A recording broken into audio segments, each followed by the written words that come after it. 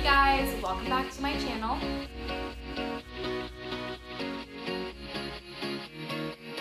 Don't forget to hit that like and subscribe button. Today's video is the next portion of our fertility journey and what's happened since. The last time I made a video, I had just had my HSG done. We were getting ready to have our appointment in a few weeks. And so what you're about to see is going to be what's happened since then. Let's do it. All right, babe, are you ready? Yep. Here we go. Moments before we find out how to have a baby.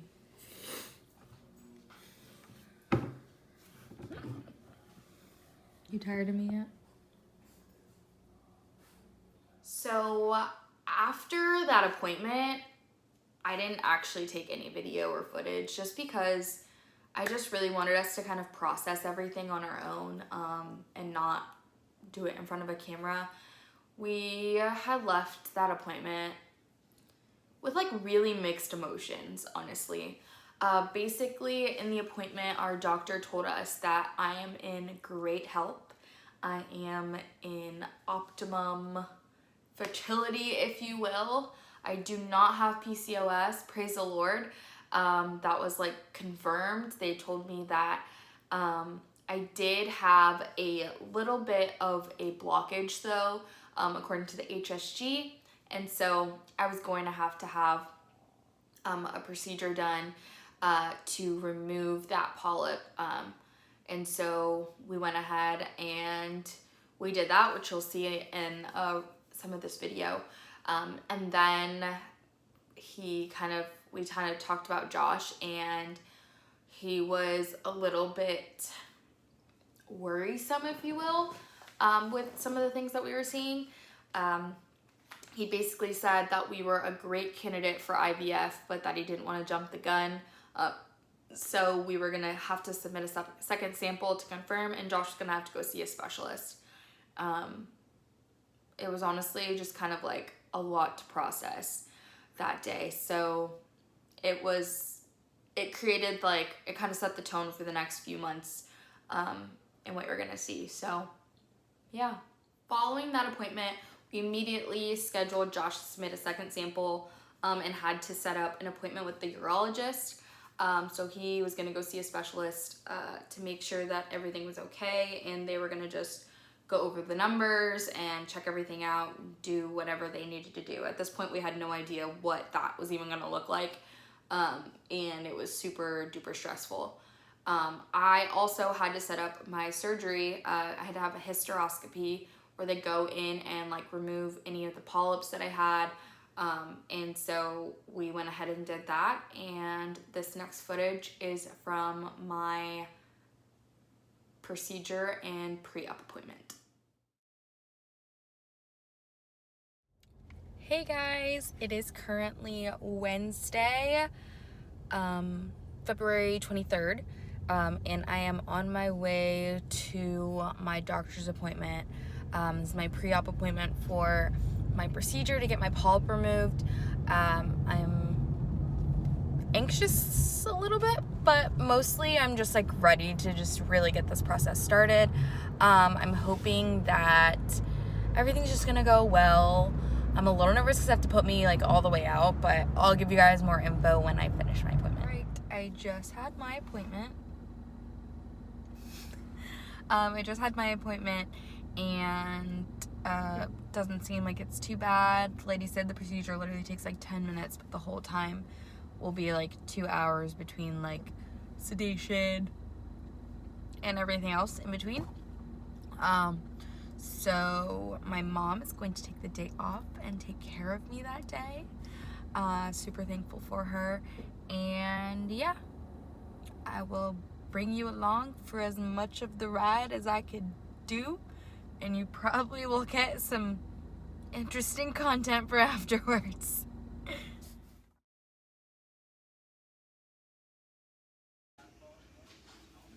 So basically on the day of the surgery, my mom took the day off and was helping me out. And so, praise the Lord for mom. Josh was there to help get me there and home, which was great. And it was really nerve-wracking. I was really kind of nervous, but I was kind of excited because I was just kind of like ready to get it done with, and just really have nothing be wrong with me, quote unquote, whatever.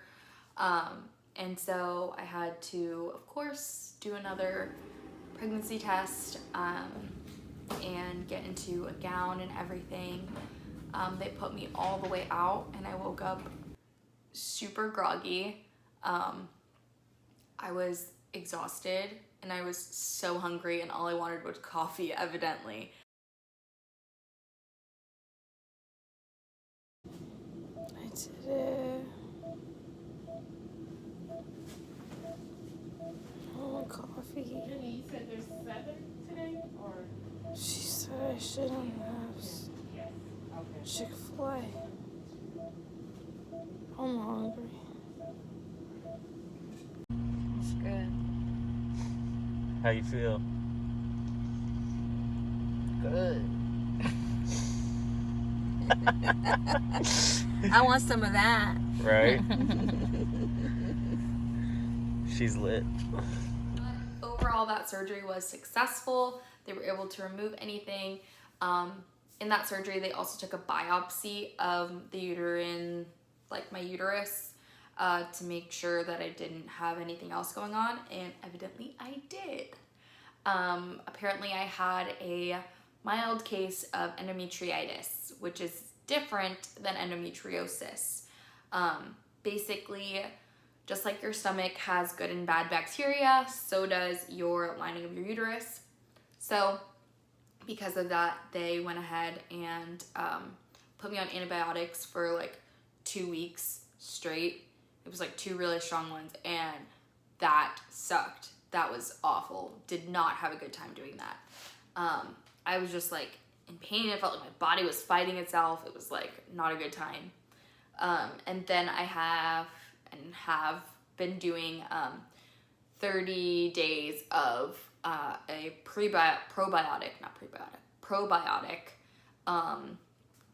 supplement that I have to take to make sure that I'm building up all of the good bacteria back up and that my uterus is in good shape. And yeah, and so that was everything that kind of had to happen, and we were just in this season of waiting, like just waiting to see what was going to be next, what was going to happen. Like, are we going to get pregnant in the process? Are we not going to get pregnant? Like, when are we going to see a doctor? And our doctor's office wouldn't see us again until Josh saw his urologist. So that was a little frustrating because like we could see the second sample results from his semen analysis and see that like some of his numbers went up because he had to start taking vitamins and stuff like that, which they told us to. I forget if I mentioned that earlier in the video, but they had him start taking these like special vitamins. And after we set up his semen analysis, like we got the results back and he had to do blood work, and we could see like his testosterone was like a little bit on the low side, but it wasn't anything that was like major, like crazy. And his numbers were already improving from the vitamins. So it was like super confusing, and I felt like we were just like in this like haze and just like limbo. And that was just super frustrating. But we got to see the urologist on Monday, which was great, and we walked out of there just like so full of hope and just like so, I can't even like describe it. Like, it was like a giant weight came off our chest. Like the fact that our doctor looked at us and was like, you are more than capable of getting pregnant in this moment. Like, your numbers are not anywhere near something that I'm like super concerned about. Like, you can knock her up right now. Like, that was like an answer to prayer, honestly. That is exactly what we needed to hear in that time, because we had started to feel so discouraged from our, honestly, kind of from our other doctor, just like kind of made it seem like just things aren't going to be looking up. But our urologist, he prescribed Josh something to help get his testosterone up a little bit more. And so he's starting to take that now. And yeah, it's just been like a giant weight off our chest. And like we just feel like we were in really great shape. Our next appointment was going to be with our fertility specialist, and basically it was going to be to go over everything that has happened since we last saw them, which felt like forever ago because I'm pretty sure it was the end of January or the beginning of February, and it's now almost May. So we went ahead and had our appointment with him today, and he told us that our next step would be IUI. I immediately in my spirit, I just felt like a hard no. So we're actually just gonna be trying again for the next 2 or 3 months. Josh and I have definitely prayed about it and felt like that's what the Lord has for us next. We could just jump right into the IUI and maybe get pregnant. But I feel like this is a fresh start for us.